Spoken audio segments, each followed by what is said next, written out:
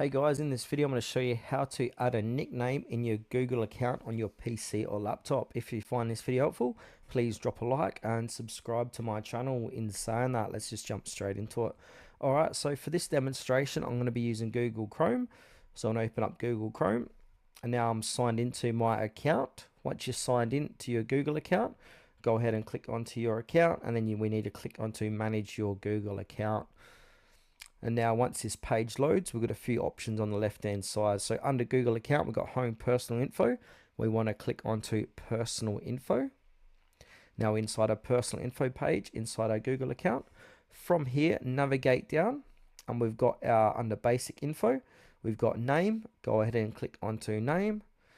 And now here's my name, and there's no nickname set. So to set a nickname, go ahead and click on no nickname, and I'm going to type in Wiz, and now I'm going to click on save, and now my nickname is going to be saved on my Google account now.